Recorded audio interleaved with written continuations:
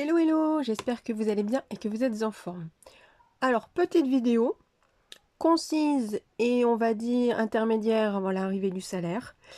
Parce que, pour vous annoncer que, alors, il me reste bien les 76,96 pour l'instant. Par contre, côté salaire, côté ce qu'il restait sur le compte bancaire, c'est bon, il n'y a plus de sous, j'ai été dilapidée, notamment par ma progéniture. Alors, je remets du contexte. On est effectivement quasi fin du mois, on attend le salaire. Donc effectivement, toutes mes factures sont passées. Ici, donc, ce sont mes achats. Et sur la somme que je m'alloue par mois, il me reste, donc sur les 150, 76,96 €. Je n'ai fait aucun achat depuis la dernière fois. Par contre, c'est ici que sont passées les dernières factures. Parce que, alors, c'est une somme que j'avais laissée au début du mois pour les vacances. Donc, voilà, il y a quelque chose qui s'est fait. Normalement, ça devait être début du mois, milieu de mois, fin du mois. Ici, au final, début de mois, oui, on a fait un week-end à Paris pour les soldes. Donc, j'ai financé ma fille dans sa tournée de magasin. Ensuite, milieu de mois, je devais bouger avec justement donc une personne pour au moins un week-end. Ça s'est annulé. Et on devait aussi aller dans un parc de loisirs avec des amis. Sauf que je n'ai plus de place. En plus, la météo, une place réduite. Enfin, un tarif réduit pour vraiment être précise. En plus, la météo nous joue des tours. Parce que bien souvent, c'est annonce de la pluie sur les jours où on veut aller. C'est compliqué, donc je pense que voilà, on va annuler, on va décaler soit en fin de saison, soit l'année prochaine au printemps, on prendra nos avances à l'inverse, pour que ce soit la planification, l'achat de billets, etc. Parce que on partirait avec des amis, mais justement avec des fois un petit budget, donc hors de question qu'on parte avec un tarif plein au parc et encore moins plus cher que ce que l'on pourrait avoir en étant réduit. Il sera encore plus beau puisque régulièrement tous les ans ils font des travaux. Il sera encore plus beau l'année prochaine. Donc du fait, cette partie de salaire que pour une fois j'avais laissée sur le compte a été imputée donc justement de ce week-end à Paris. Après, pendant les soldes, il me semble que j'ai omis de le dire dans les vidéos précédentes, j'ai acheté un disque dur. Le mien était full, plein à ras-bord. D'ailleurs, il a refusé même de vider une vidéo que j'avais faite pour l'une des dernières vidéos. Bon, j'avais bien vu qu'il était à la limite, je devais le trier. Là, j'en ai du fait repris un nouveau, plus conséquent. Et pour pouvoir justement supporter toutes les vidéos, etc. Et comme ça, le disque dur précédent, je vais pouvoir le trier avec tous les documents qui sont nécessaires, mais même avec ce tri, même si j'arrive à, avec le temps qui passe, on élimine certains documents, certains fichiers que sur le moment on avait décidé de garder, mais pour autant, la place d'une vidéo par rapport à une place de fichier n'a rien à voir.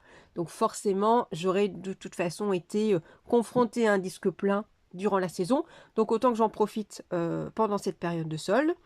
Sinon, ce qui va au moins être de retour, alors avant que je dise ça, c'est qu'effectivement, donc j'ai aussi, alors c'est pour ça que je partais sur le bilan, mais en fait je vais passer sur deux autres points avant, c'est que j'ai acheté durant le mois des cashbacks pour l'alimentaire, et également, si je n'ai plus d'argent sur le compte, c'est qu'au final, alors il y a des frais que j'avais plutôt anticipés sur août, en me disant le salaire va me servir une grosse partie en août pour ça. Ce sont les frais de réinscription à la fac.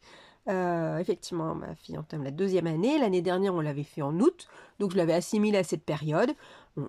Donc là, ce qu'il me restait, c'est passé directement sur les inscriptions. Alors effectivement, on a beau être dans une fac de secteur public, les frais d'inscription sont importants. Donc là, ça vide le compte. On a beau avoir fait peu d'achats, donc là il me reste 76,96, de laisser cette partie d'économie qu'habituellement je mets tout de suite au début de mois sur le compte, pour autant et en ayant des achats raisonnés. Bon là voilà, là ça a été vidé, au moins c'est fait. De toute façon c'était une obligation qui allait être forcément, enfin que je devais rencontrer au mois d'août. C'est tout, mois d'août, mois de juillet, voilà, j'ai encore de l'argent sur le compte, au moins c'est fait.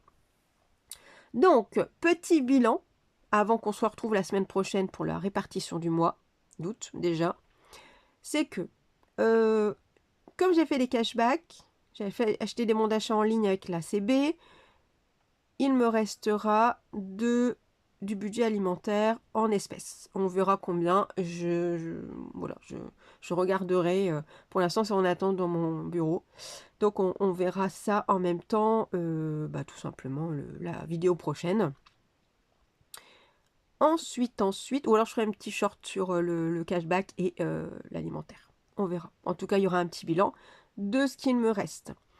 Ce qu'il va me revenir, par contre, c'est que j'ai vu un spécialiste. Donc là, je le considère ici. Ça m'a coûté 46 € en tiers payant, donc uniquement la partie mutuelle. Donc là, elle va revenir en décalé. Ce que je ferai, c'est que je considère que c'est sorti de mon compte, donc comme si, voilà, c'était une facture. Donc les 46 € vont certes passer sur mon compte, mais je vais directement, dès que je le recevrai, passer en fait cette somme dans les économies. À voir, parce que côté santé, j'ai déjà mon plafond que j'avais estimé. Donc, soit je le laisse et ça anticipera si j'ai des frais sur les lunettes de ma fille qui seront vers novembre, ou même là parce qu'elle sent qu'elle est gênée, donc il se peut que, comme ça fait 2 ans que oui, elle peut peut-être faire des lunettes avant, donc pourquoi pas, ça peut être ça. Et comme ça au moins je laisse mon enveloppe de santé à 200 € pleine. Et ensuite, alors j'ai eu une consultation de généraliste, là, pour dire combien il va me rester, c'est un grand mystère. Parce que, certes, je vais au généraliste, mais surtout pour un renouvellement.